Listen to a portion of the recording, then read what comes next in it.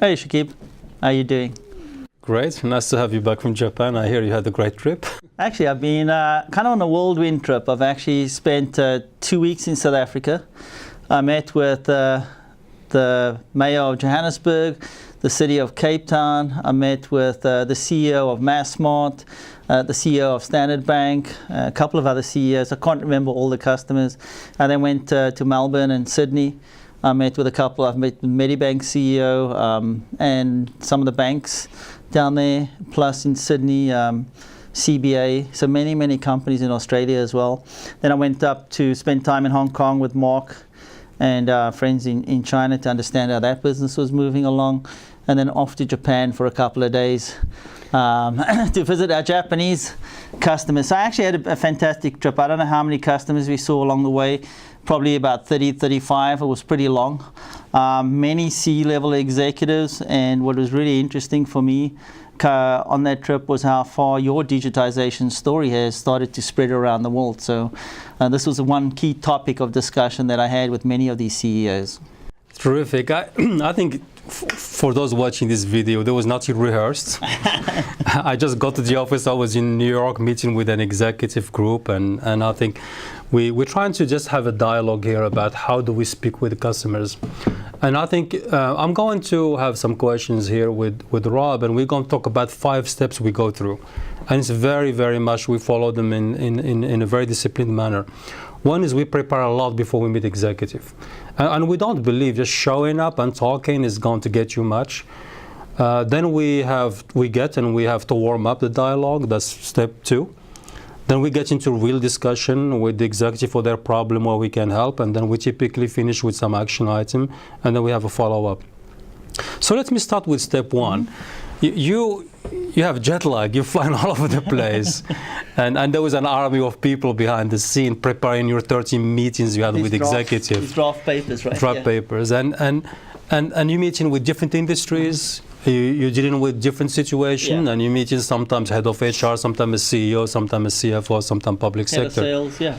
How do you prepare for those meetings? What is the one thing you really need to do as an executive to make sure you feel prepared for those meetings?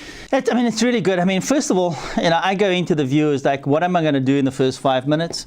What's going to be the meat of the meeting, and how are we going to end the meeting? So I kind of look at it like that. And in the first 5 to 10 minutes, I got to be prepared for many things. One is the environment around the customer. So, what kind of sports teams do the customer, who am I meeting with? How big is their family? How many kids? Which universities did they go to? Are they still in school? So that I can have a rapport with the customer when I walk in the room. So I find out as much details as possible about the customer and their personal environment. And then if I don't know enough, I'll ask the local team to find out for more about the customer for me, because often these customers, many of them just want to have a quick dialogue around personal things. It could be about rugby in Australia. It's about rugby. The first thing that the warm up. Yeah, it's the warm up, right? Yeah. So it's a warm up. So we have a quick discussion. I'll make a joke about how they lost the Ashes to England and who loses to England, and we'll start a quick discussion. We may be banter around some rugby that South Africa lost to Australia and so on. So that's the first thing. I always try to make certain I have enough personal facts that I can connect to the discussion. Secondly, I spend time on YouTube, YouTube, on CNBC, on Bloomberg, and I try to see which of the last video interviews they had. Typically, many of these executives, if they're C-level executives, would have spoke about their business, the challenges they have. They would have been interviewed by Bloomberg or CNBC, and you can get nuggets of what they're dealing with in their business. Make certain you know the financial facts about the company. Did they hit their targets, their revenue goals? Which pieces of their business is going up, which pieces are going down, and so on. And then I would say that's the centerpiece, personal. Then understanding the business environment, not only from the account team, but from my own personal view, and where they have delivered. And then I'd have a very clear pitch of how SAP can help the customer. So whether it's a transformation pitch, but I got to know when I walk in there that I have something that I can give to the executive. So you're prepared for the dialogue. Absolutely, you know, and many other folks, Pat Bakey and many other folks in the industry cloud, and even yourself will know when I'm 10 minutes before a meeting, because I'll shoot out an email and say, hey, what the hell is going on in the retail industry in South Africa or in Australia? Tell me this, tell me that, so that I have some nuggets about what we are doing. So that's key, and then I'll really be passionate about how SAP can help this customer. So those are the kinds of things that I spend a lot of time going through. Yeah, there was something else that I found really useful. I don't know if you do the same, but I'm always interested in their tenure in the company. Somebody who's just been new, they typically came to disrupt the status quo. So you want to talk to them about how you simplify. Somebody who's been there, you have to be careful that you don't just come and say, everything you've done is wrong, let's do it. So what part of that preparation do you find very useful to know that person mindset at that moment? I think it's key. I mean, you know, that's why I like looking at CNBC interviews and stuff, because normally you get that mindset. But I think you made a good point as well, is understanding the background of somebody is actually really pretty interesting. Which industries they were in previously, what happened in the industries, why did they change from this industry to that industry, and what challenges did they see? Or a CFO who's got 2 years left. Exactly. Why would you talk about 10-year projects? Exactly. And so when you walk in there, you know, if I was meeting Luka Mucek, for instance, for the first time, you know, I'd be walking in and saying, Luka, you've done a fantastic job transforming SAP into a cloud-based company and managing the financial model. How have you done it? Because other companies have really struggled. What I see in the market is some of the larger other companies that are in the technology industry haven't yet made the shift, but SAP has. That's quite amazing. Such short tenure in that job. What have you done to? So get the person to start having a discussion on what they are doing to be successful in their company. And I think, Rob, you've already moved to step 2, which is now in the meeting. Yes. and what I found really interesting sometimes is when people walk into the meeting, they are overwhelmed. Yes. Or the sales team is getting freaking out about you meeting the CEO when never met the CEO. And typically I find if you're well prepared, you're chilled, you relax, you have that first 5 minutes to warm up. So tell me a little bit about that first 5 minutes, and very often these customers keep you waiting. How do you deal with that 5 or 10 minutes late? It's a really good point. I mean, you've got to be pretty relaxed, right? I mean, so when you go into these meetings, if you're nervous or you perceive to be nervous, it's like giving a speech. That first minute counts so much. Yeah, the confidence. The confidence level, you know, because it's not necessarily always about the content, but it's how you deliver it. So when you're walking into the meeting, you need to own your chair. You need to own your space. If the CEO is late, or the CFO, or whoever the executive is late, and there are other people in the room, start engaging. Start making feel like the room is coming, it's becoming warm, and that you're in control of the room. Because when they walk in, they'll feel who's in control. So take control of the room and have substantive discussion. When the CEO gets in the room, stop the discussion, change the discussion, know that that's the most important person in the room now. And so you have to quickly shift the discussion to that person. Now, if they're coming into the room in a hurry and a quick, say to them, I understand you're in a hurry. Understand that your time is valuable, and I just want to make certain, and then start the engagement pretty quickly. But set the tone, summarize the meeting, and understand what your opening is going to be. Be prepared for a late opening and an early opening. A pause of silence, not a good thing. All right. And if the CEO is there up front early on, as you're walking into the room with the CEO, the C-level executive, make the comment about the rugby. Make the comment about personal. Oh, my kid, I know a friend that went to Penn State University. I believe your kid's at Penn State University. How's he enjoying Penn? How's she enjoying Penn State University? What made them decide to go to Penn State? My kid decided to go somewhere else. Have those conversations ready. These are normal people. Yeah, because I think what you're talking about is that warm up is so critical to create that trust relationship. So I think one of the things that I personally faced lately, and I've seen this everywhere, is a lot of this customer meeting, I judge the customer how the meeting went by their posture, their physical posture. They start with like this. And then my goal is to get them to be excited. And what I found really interesting is they have this perception of SAP is still the old ERP company, stodgy, expensive, very difficult to use. And I find unless I get them off that mental view of SAP, So I'm starting to use this digital story, and it's really opening up door and explain why we spent 30 billion acquisition, why we're a different company. How does that work for you as an opening to create, this is why we're here, we're not here to sell you anything, we're here to discuss how we can help you? I'll use it in two contexts, Chakib. It's a great point. I was down in Mexico, and I had a meeting with the CFO of the second largest company in Mexico, and it's a family-owned kind of company. And actually in this meeting the CFO was late. He came in 5 to 10 minutes late, and we were meeting with the controller, the treasurer, and one of the business leaders, and we started the discussion. And when he came in, I brought the discussion back to him.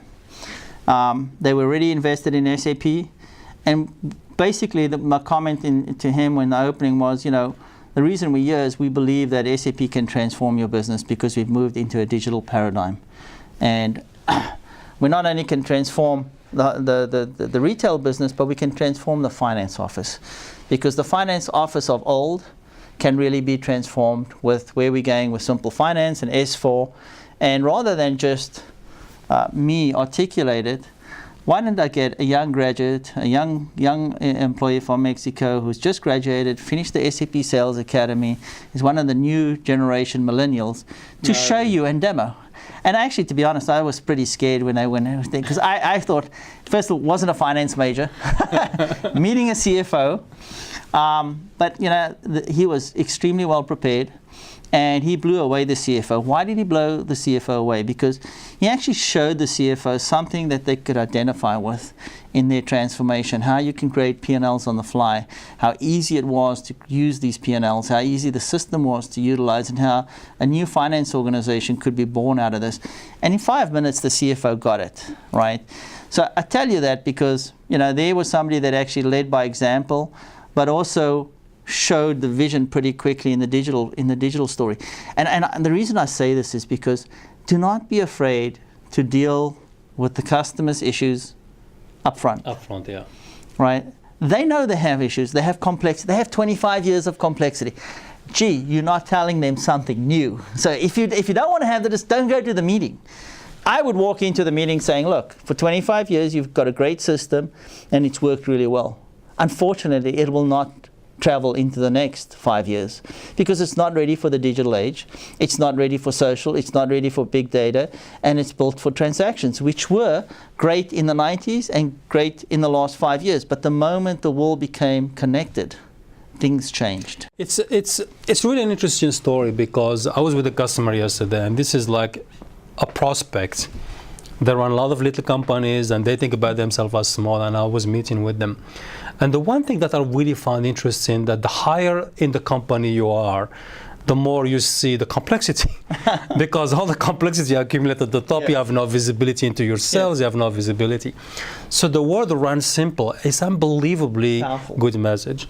So I found when I start with an executive, but talking to them about, we measured complexity, and the best way to measure complexity is, when we did the statistic, we found most companies run 50 business applications per $1 billion of revenue. They turn to the CIO and they say, how many do we have? Yeah. And very often they are at 25, 30, 50, and they say, yeah, we're complex. And then you talk about run simple. Then I explain to them something really interesting. I tell them, everybody, when you talk about Apple, they've forgotten why Apple is successful. Apple is only successful because at one point they rewritten the application platform called iOS. Yes. And iOS simplified everything. Yeah. Now nobody talks about iOS, and I'm telling them there was something we built called HANA. It simplifies the business of the future, and it makes the brain and the action coordinated in real time. And I find that story that you told me about the finance is very much like you hit his pain very early. Yeah. You run a lot of businesses and you have no visibility. And I think that's a good point. I mean, because know what their pain is really early. Because if you do, they'll listen to you. And if you go in, and most pain in most companies today is pretty obvious. It's not that complex. They have high competition. They need to get to a digital environment pretty quickly. They need to operate in global markets, and they need to change their business so quickly, so rapidly, so often, that they need a simple, flexible environment to do that. And that takes me to step number 3. Now you are warming up, you are with the CFO. Let's take now head of sales. And I think one thing I really noticed lately is when an executive or a sales executive or everybody can do a demo that shows confidence in the product. So what do you demo to a head of sales to make them feel jealous about all these tools you have to run your business?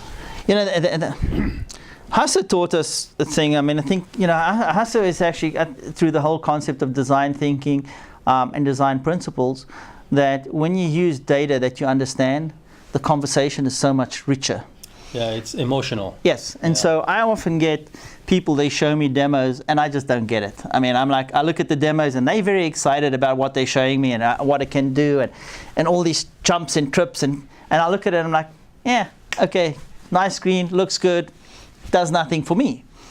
And then you look at, you know, a CFO and you see them going through, and when they see the data, you see their eyes change the value. The same for me in sales. When I actually go through and I show them things that I do in analytics on the iPad, and I'm actually got that phenomenal UI that we use, it's not that the iPad's nice that it's on there, but it's that I can show them tricks with data that they've seen that they want. I can show them, you know, in this marketplace I can do that, and in that marketplace they're not doing this. And if I shift this marketplace into that marketplace, we could change this paradigm shift. Look how this works. Look how this product in this market by this quarter does compared to that product. And when you have that kind of conversation with any sales executive, they're like, that's exactly what I want. That's what I need to run my business. Classic examples, you know, when we, you know, and I was talking about this morning, in 2008 when we saw the financial markets collapsed, right? I mean, having data was such a big thing because we changed the business so quickly and so rapidly. Without it, we would have made huge mistakes. We never had great systems, but we had, you know, we had an opportunity. You know, we have seen the changes in emerging markets now for the last 9 to 10 months, and we've seen what the last 2 weeks have brought upon us. Having that ability to articulate that to C-level executives shows you the power of how you can actually utilize systems and how they can change the paradigm shift. So I would say demos are absolutely phenomenal, are important, but show it in the terms of how people can feel the data, because the data is what drives everything. I always remember Terry Lodell was around, and I had these sessions with the head of HR, and he showed the KPI we measure: turnover, retention, top talent, and I'll tell you, everybody in the room says, I want SAP HR, because the analytics shows there was a system that's working. And the system, nobody wants to see the system as far as they see, this is what my CEO wants, this is the boardroom discussion. So now you, the one topic I found really exciting, we talked about CFO, we talked about the head of sales. Let's talk now about one special customers we have today, is a CEO. Everywhere I go, I find CEOs today are not concerned with innovation around the business process. They focus on the innovation around the business model. And when they elevate the discussion to that level, only SAP has the answer. How do you take that and turn it into an advantage? Because the business model change is the most dramatic change we've seen in the industry for years. Yeah, so why do business models change? Because the environment around them has changed, right? So no longer is the data that you have inside your transaction system driving your business anymore. That's one factor. That's the factor of this is how we operate, this is how operations work, but it's not really how events happen and changes happen. So how do events happen and changes happen? Well, they happen because somebody has utilized social media and created a platform to generate a new business model. That's one way. The way they access your customers. To the way they access your customers, or know how your customers buy. Secondly, equipment has a massive impact. Why? Because if you look at certain industries, like the airline industry, for instance, the first company out of the two that are around that produces a 10 to 15% more efficient plane that can travel X amount of miles for 10 or 15, it's mega millions, billions of profit that can save. Why? Well, everybody would buy that plane rather than the other because simply that's just phenomenal. If you look at the ability to take capacity that's not clearly understood and make it available. Or the example you're working with at Shell, what helping them discover more oil and extract more oil with the same asset. Exactly. This is like a multi-billion-dollar question. I also use the disruption part of that with the CEO. I think is really important. If you look at the amount of beds available in Orlando 15 years ago, there was a defined set of beds available. So if you wanted to go to Orlando, you needed a hotel. If the hotels were sold out, go either find a new destination or a new date and time that you could go to Orlando and see Mickey Mouse and Disney World and all that good stuff. Today, the capacity is almost unconstrained. Why? Because you got players like Airbnb that are providing beds that weren't available before, Paris and everywhere, and have changed the whole paradigm. So the Hiltons, the Marriotts of the world have competition now from places which they never ever imagined. So I've been with you in so many trips and we had a lot of great time. We have good and bad meetings. There were meetings that you wish you're looking at your watch when you can get out of it. What's the worst one you've had? Oh, it's a long story. I mean, I'll go back to. So the one that I want to say now is like, because of we ran out of time here, is when do you know you got enough attention from them that you need to close, and how do you close the meeting? Because what I find a lot of meetings end up with no crisp conclusions. Yeah. So let me first. I think you said there are a lot of meetings that don't go well. Okay. Why don't they go well? Because we don't necessarily understand what's on the customer's mind, the executive, when they walk in the room. So we make assumptions. Often we make assumptions. If only they implement this transformation with SAP, their business is going to be X amount better. And we walk into the room with this fallacy in our heads that we know better than they do how to grow their business or how to become more efficient. So be aware of this trap, right? Now, when you're going to be prepared for the customer to have something else on their mind. I have often walked into a meeting where I've been told that this meeting is going to be, this is how the meeting is going to go. And I've spoken to their team, and their team has spoken to our team, and our team and their team have agreed that this is the structure of the meeting. Then you get in the meeting, and the CEO starts hammering you on, my systems don't work, I can't do my inventory, I've lost 3 days, I pay maintenance. So you need to be able to deal with those objections straight out. So in your bag, know that the meeting's going to go like this, or could go like that, and be prepared to deal with them. And so this also gets, because those meetings actually end pretty quickly. Normally they get to the conclusion. So I might, stick to the time. Yeah, that's really good. Okay. That's very important. If it's a 30-minute meeting, prepare for a 30-minute meeting. Do not prepare for 45 minutes. If the customer gives you more time, it's a luxury. Absolutely. And know that you need to start closing between roughly 7 minutes before the time is coming to an end, right? And so get to the summary points. Get to an agreement. So, hey, John, you and I have agreed. SAP is going to add more value by doing this, this, this. I will actually commit to have my team on site by that date, and you and I will have a call set up in the next 2. Always have the next call, the next setup, and the 3 action items. Not 5, 10, 15, 20. Just 3 important things. I'll tell you something that I find really interesting. Lately, what I've seen when I go to customers, they typically have something negative in their mind. Yes. I'm paying maintenance. Why should I pay maintenance? ERP systems are complex. Yeah, or my IT organization can't handle it. Or I spend so much money I'm not even using. So what I find really interesting is to start by saying to them, okay, I understand your problem. I'll fix it. Yeah. Done.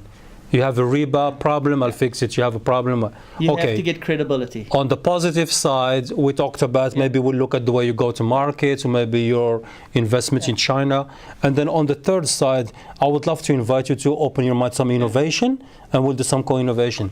And I always find that mix of let me fix your problem, let me do something new, and then what I find is, what's your timeline we forget to ask the timeline, Yes. and then the project become forever. Yes. So how do you deal with that crisp timeline, allocation of resources? So first, I mean, that's a really good point, right? I mean, if I go into a meeting and I know the customer's had a bad experience with one of our products, I immediately say, look, I know you've had a bad experience with one of. This is what we've done as a company to improve our customer service levels.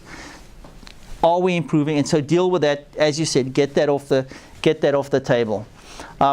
Then know that it's okay to ask the customer, what's your timeline? You know, how important is this for you? When do you want to start to see results? Because I want to back into your timeline, right? And most companies would say, you know, my timeline is 6 months, 3 months, 4 months, whatever it is. So make certain you ask the questions and say, look, you know, we want to put resources in. We want to invest at the right time with you. We can add tremendous value. You know, what's the timeline that you want to work to? I've almost never had a situation where a CEO has said he doesn't want to speak to me in a month. He doesn't want to speak to me in 3 months, and our teams are going to come back with a proposal to make this happen within the next 6 months. And very often when the CEO knows the breadth of what we're talking about, he doesn't even give it anymore to the CIO to be our contact. Takes the discussion right away. And then he takes it to the digital strategy officer. I find today CEOs don't even trust their CIOs to read the relationship with SAP. I'm really shocked, but that's not always the case. Sometimes it happens. But from my perspective, the one thing I found really interesting is, in all the meetings I had lately, when I opened up their mind on the digital business and they're starting to think, wow, maybe the workforce is more than SuccessFactors and HR. Yes. Maybe it's field glass and contractor. I didn't think about that. The business network is something I never thought about. Now can you come and educate my people? And I always find you open doors for other things going on in the company you don't know about. But what I found really interesting is when they give you a digital, somebody to follow up, that discipline of going after the call and sending the email to say this is what we agreed to. It's so important. It is, and timing is very important as well. You know, the thing why it's so important. One is it summarizes the discussion in that you're there to help. It's professional. It's very professional. It's 24 hours. Second is it gives you another opportunity to go back and say, I'm following up. Yeah. I just want to follow up on this, or there was an item in this agenda which I think we need to expand, or I need to give you a call.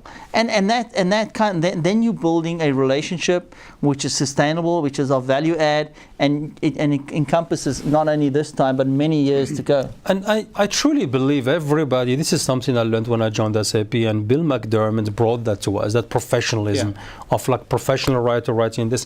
I find this simple letter of bullet points, we agreed to 3 points, bullet point, not long text. No paragraphs, no long. And names. Yeah. This person will follow up to discuss with you the issue around maintenance. This person will follow up on the delivery. And you know, the opening paragraph, thanks for the meeting and so on, right? I hope your kid is going to do well. So have a little. There's nothing wrong with adding a little personal touch to it, right? You know, I hope you and your wife have a phenomenal trip in the Caribbean. When you come back, I look forward to seeing you, John. Our teams are going to focus on bang, bang, bang, bang. I will get back to you by this date. So let me now ask you the key question is at the end of the day, people are looking at results.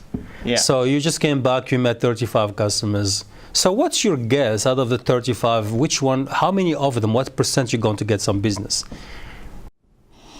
That's a good question. I would say almost 100%. See, that's the thing that people need to remember is... What was fascinating, you know, or actually what was really fascinating in many of these discussions is, you know, and some of them were about projects which were pretty complex, they were ongoing. But at the same time, they were thinking about what they should be doing next.